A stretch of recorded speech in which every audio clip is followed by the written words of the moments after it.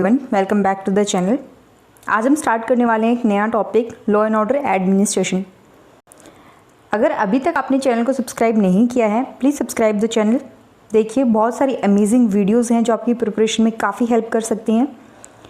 अगर कोई डाउट है तो कमेंट सेक्शन में आप हमें बता सकते हैं। इसके अलावा आप हमें फेसबुक, इंस्टाग्राम पर भी फॉलो कर सकते हैं ताकि आपको रेगुलर अपडेट मिलते रहें। तो चलिए स्टार्ट करते हैं आज का नया topic, law and order administration in India.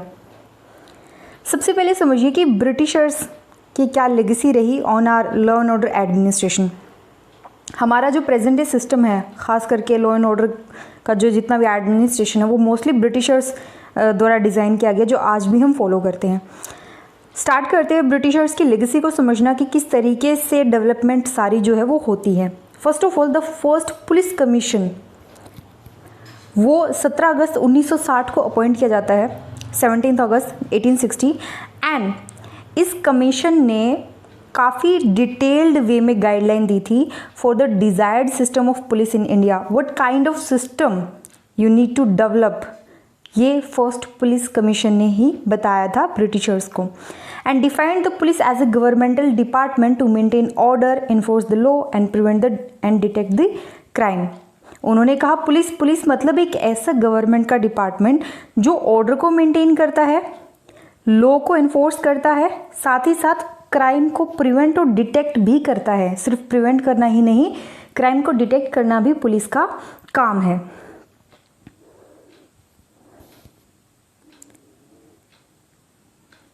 Then जो प्रेजेंट इंडियन पुलिस सिस्टम है, it is based on the police act of 1861।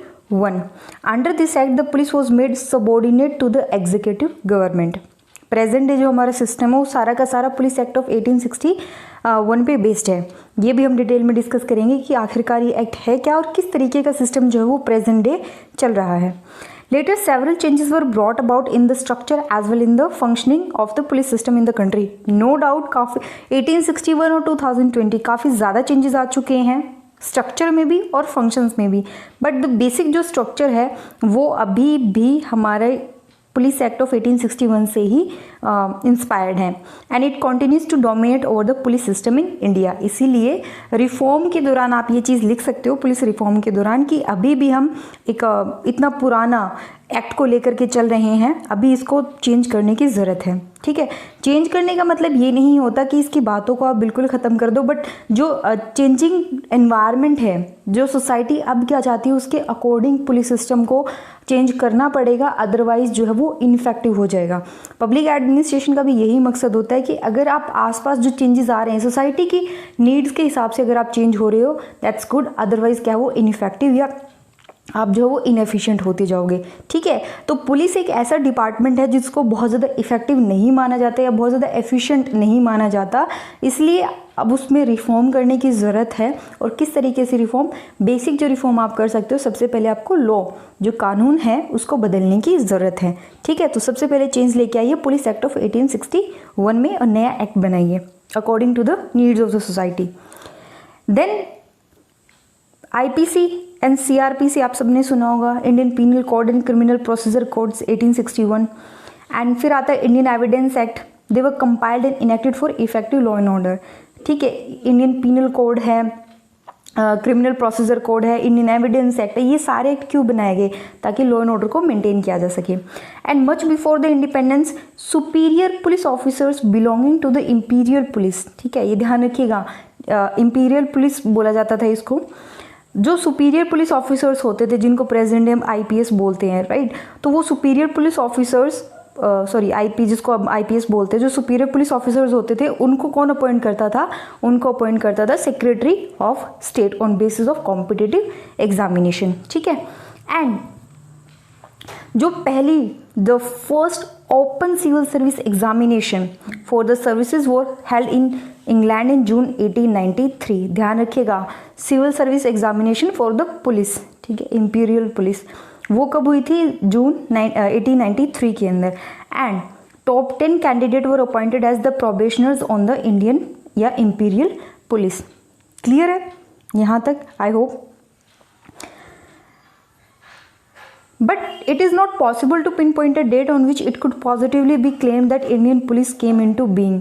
काफ़ी एक लंबा डेवलपमेंट का फेज रहा, तो आप ये नहीं कह सकते कि इसी डेट को इंडियन पुलिस की स्थापना हुई है, इसी दिन जो है वो इंडियन पुलिस एक अस्तित्व में आई, ठीक है। In around 1907, Secretary of State's officers were directed to wear the letters IP on their epaulette to distinguish them from the other officers not recruited by the Secretary of State. यानी कि जो senior officer थे उनको एक अलग बैज या कह सकते हैं उनको पहनने के लिए कहा गया ताकि वो बाकी सबसे अलग लग सके, ठीक है। उनके IP लेटर जो वो लिखा हुआ होता था. So in this sense 1907 could be regarded as the starting point for the Indian police. However, one must note that Indian police service is not a force itself but a service providing leaders and commander to staff the state police and all India paramilitary forces. Its members who are all at least university graduate are the senior officer at the of the police. जो आपकी Indian police है या IP जिसको आप बोलते थे या IPS जो हैं वो अपने आप में एक फोर्स नहीं है, बट वो क्या करते हैं, बस वो सर्विसेज प्रोवाइड कराते हैं, वो ऑफिसर्स हैं वो सर्विसेज प्रोवाइड कराते हैं, वो स्टेट पुलिस के लिए काम करते हैं और ऑल इंडिया पैरामिलिट्री फोर्सेस के लिए अंडर जो वो काम करते हैं। वो क्या है, वो यूनिवर्सिटी ग्रेजुएट होते हैं और फाइनली पुलिस के लिए एज सीनियर ऑफिसर जो है वो काम करते हैं। बट हाँ, ये एक ऐसा 1907 एक ऐसा टाइम पीरियड था जहाँ से इंडियन पुलिस या इंडियनाइजेशन जो वो स्टार्ट आप कह सकते हो कि हाँ यहाँ से हुआ था। So with the passage of time, जैसे जैसे टाइम बीतता चला गया, Indian police service objectives were updated and redefined. इसके जो रोल्स एंड फंक्शंस थे इंडियन पुलिस सर्विसेज ऑफिसर के, वो क्या थे, कुछ एक यहाँ पर मैंने मेंशन किए हैं। सबसे पहले, to fulfil the duties based on broader responsibility in the areas of maintenance of public peace and order.